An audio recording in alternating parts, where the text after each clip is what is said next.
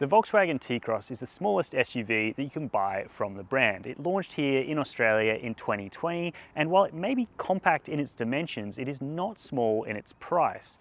This car is more expensive than a vehicle such as the Polo, which it essentially shares most of its oily bits with, but it's also more expensive than an equivalent spec Golf. So why exactly are people really rather liking this car? It's making up about 10% of the light SUV category here in Australia, and I think that comes down to a lot of the things that don't appear on paper, including its fairly funky styling and a couple of really nice features inside and about the drive that we'll get to talk about in today's review. So I'd love to hear your thoughts on the T-Cross, whether you reckon this is a great little car from Volkswagen or not, and while you're down there, we'd also love it if you could hit subscribe.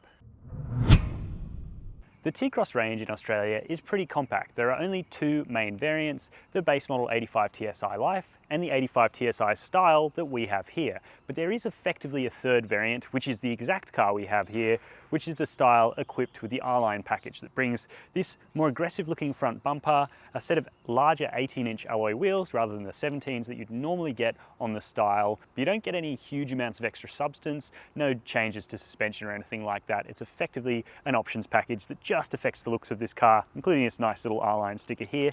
The vehicle I have here is also finished in reef blue, which is perhaps not my favorite color. I reckon the turquoise that this car comes in or the energetic orange look better and are worth the $600. And I should add that this car, as it's spec'd up now, is nearly 37 grand before on-road costs, which brings it up to $41,500 once you get it on the road here in New South Wales.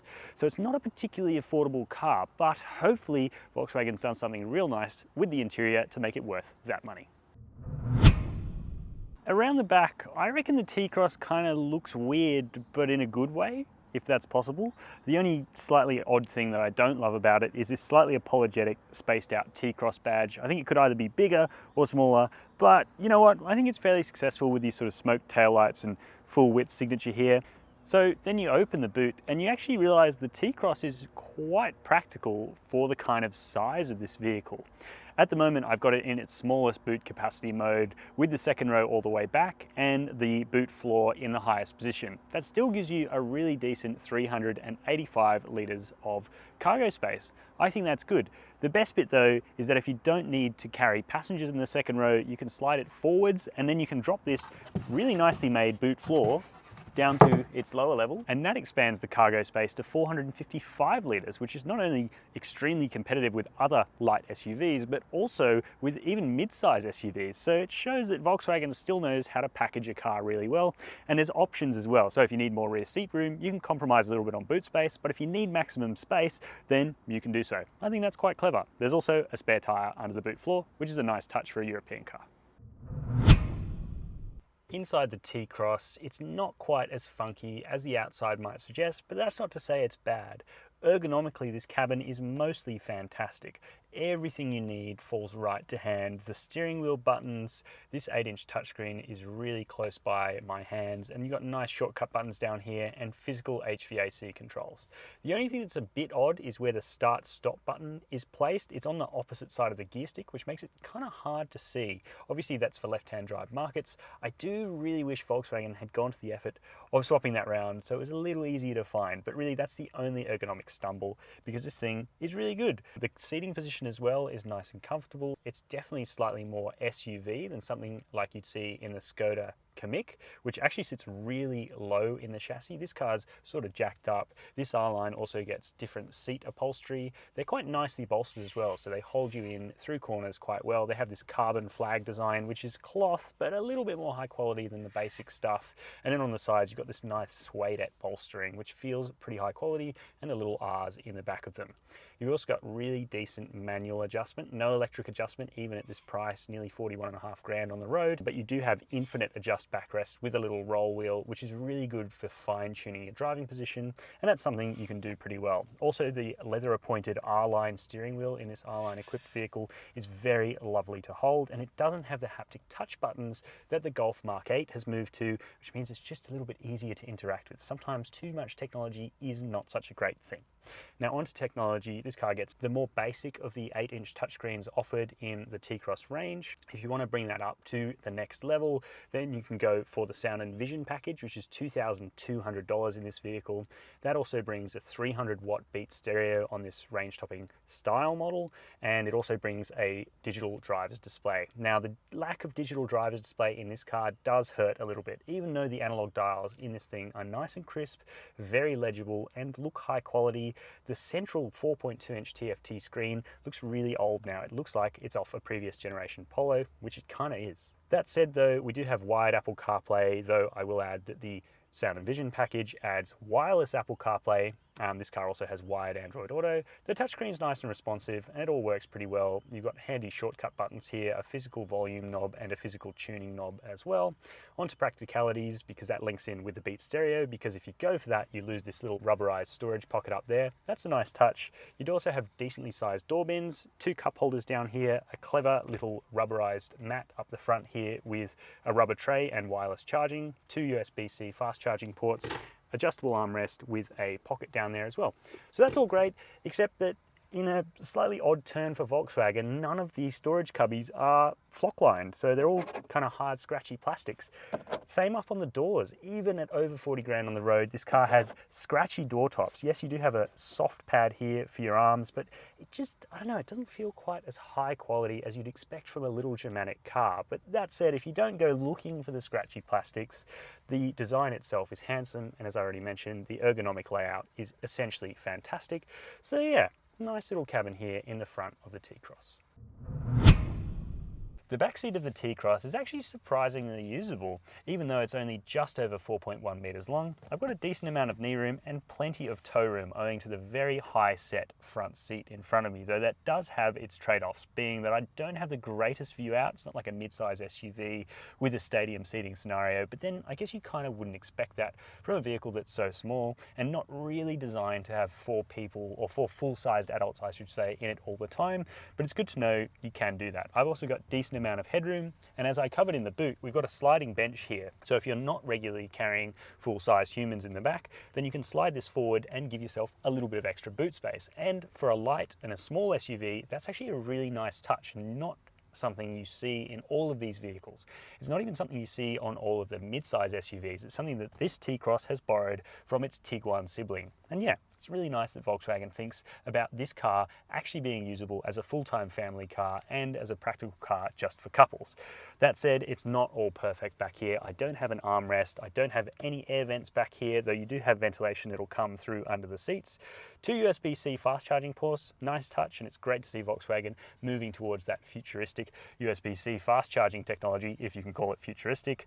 But back to the bad stuff, scratchy plastics once again up on the door tops, and you don't even get a soft pad here to rest your arm on, so it's not going to be the most luxurious place for people to spend time in the back of. But in this R-Line grade, or style grade rather, you do at least get tinted rear windows to keep the sun off kids in the back here. The ADR combined consumption figure for the Volkswagen T-Cross is 5.4 litres per 100 kilometres, which is really frugal for a petrol-powered SUV. However, it's not as good as something that you'd get from a Toyota Yaris Cross, which gets right down into the 4s. But our real-world testing showed that this T-Cross was at least pretty true to its claim. We returned 6.5 litres per 100 Ks in a lot of urban running and a little bit of suburban and country driving, which I reckon is pretty good. As for servicing, Volkswagen will sell you a 5-year care plan that costs $2,100 for this T-Cross, and the warranty runs for 5 years or unlimited kilometres. Finally, the median budget direct customer paid $934 to comprehensively insure their new Volkswagen T-Cross over the last 12 months.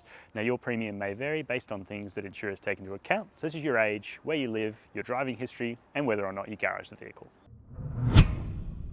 The Volkswagen T-Cross unsurprisingly drives very similarly to the Polo light car because it is based on the same MQB A0 platform as that vehicle. It just rides a little bit higher and has a different suspension tune obviously, but it still uses the same setup. So that struts at the front with a torsion beam at the back, which isn't too bad in a car that's fairly light. This thing weighs 1,236 kilograms, that's its tare mass, so its curb weight's going to be a little closer to 1,300 kilos, but in the grand scheme of things today, that's actually a pretty light little SUV. It's also only available in front-wheel drive because this really is a jacked-up city car. It's not something that's actually going to be able to take on anything particularly serious off-road, but then you kind of already know that when you're looking at this car. What you really want from a light SUV like this is a little bit of style and a little bit of panache in the driving experience, and something that looks a little bit different and funkier than a light car that you owned before. Now, I think the T-Cross does accomplish that quite well. It has the added benefit of having quite a high set driving position as well. It really does feel like Volkswagen aimed to get that slight SUV feeling into this car, certainly more than the related Skoda Kamiq, which has a much lower set driving position. And funnily enough, even though the Kamiq and this car share a lot of things, their platform and a lot of the oily bits underneath, the T-Cross is actually quite a different car. It's also only powered by a less powerful 1-litre turbocharged 3-cylinder petrol engine here in Australia. It's the only engine available here, no 110 TSI or less powerful 75 TSI as is available in Europe, and you can only have it with a 7-speed dual-clutch gearbox. And that's a pretty good thing because I actually quite like this engine. It may not be super powerful, only 85 kilowatts, but torque-wise, this thing develops 200 newton meters between 2,000 and 3,500 RPM, and that's pretty decent actually. So that little lump of torque there between 2,000 and 3,500 RPM really gets this car going quite nicely out here on country roads and suits city driving really well.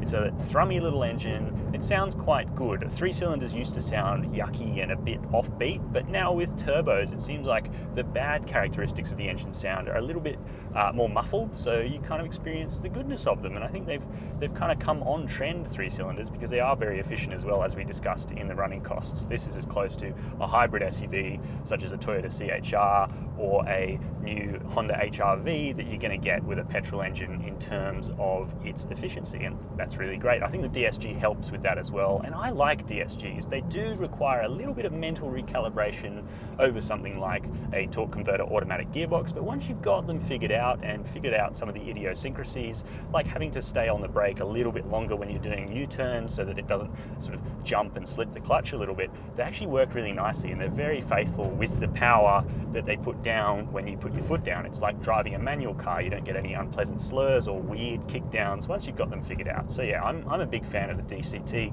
but you can let me know your thoughts down below, of course, because yeah, it's all personal preference. Now, what about the ride and handling of this thing?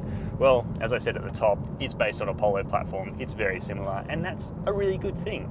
The ride out here on country roads is fantastic. It's really nicely settled. There's great body control, and it definitely errs more toward the side of body control than absolute comfort. So more like a Skoda Kamiq than a Toyota Yaris Cross, which can be a little bit floaty, but it still has a relative amount of dynamism. Not as sharp as a Golf or a Polo, but it's fun. It's got a really nice steering rack as well, light and quite sharp, so it does inspire you to push on a little bit. And even though the torsion beam suspension is a little rudimentary, for this class of car and for a vehicle of this weight, it actually works nicely out on the road like this. It doesn't do anything weird, and it is a good torsion beam setup as far as torsion beams go. Now, around town, this car is a little bit knobbly, especially with this R-Line package's 18-inch alloy wheels. It just picks up sharp-edged bumps a bit more than perhaps I'd like. And for that reason, I think because this style with R-Line package has the same engine as the base car, I would much rather have the base car's really cool-looking 16-inch alloy wheels with that chunky sidewall, which would help insulate this car a little bit better around urban environments, because these 18s, which are a step up over the normal style with 17-inch alloy wheels, really can be a little bit harsh and a little bit abrupt. So I do think, honestly, a D-spec T-Cross would be my pick, but of course I understand that if you like the look of these alloy wheels and the funky R-Line body kit, then yeah, it's going to be pretty good. Noise, vibration and harshness insulation is also pretty good for such a small little car. There's not that much wind noise that gets into the cabin, and there is a little tyre roar on coarse chip surfaces, but it's really not bad at all for a vehicle of this stature. But one thing that does annoy me are the rattles that you can hear in this car's dashboard. Certainly on course chip, I can hear it coming from the top of the dashboard over on the left side in front of the passenger. And then when you've got the stereo playing, it is quite a powerful basic stereo, 6 speakers, but the bass turns up pretty loud and it can rattle the door cards. It just doesn't feel as well built as you might want a light Volkswagen to. It feels just a little bit cheaper than perhaps Volkswagens before Dieselgate and all that happened. It feels like maybe they've dropped the ball in terms of finish quality in this car. But yeah, that might just be because this one's a press car and it's had a fairly hard life, though at only sort of 1,800 kilometers, it shouldn't have had that hard a life. Finally, to the safety features, which Volkswagen does a really good job of. This car gets adaptive cruise control and also gets a lane keep assist, both of which work pretty well. And you also get front AEB with pedestrian and cyclist detection, and you get reverse AEB, which I reckon is a must-have technology if you're going to be using this car around small children or dogs or anything, because that just makes it a whole lot safer. You also get blind spot monitoring and a reversing camera, though the reversing camera's resolution isn't too great and there's no guidance lines that move like you see on other up-spec vehicles. But ultimately, the safety suite is pretty decent in this car and saw it get 5 stars in its ANCAP testing in Australia in 2020.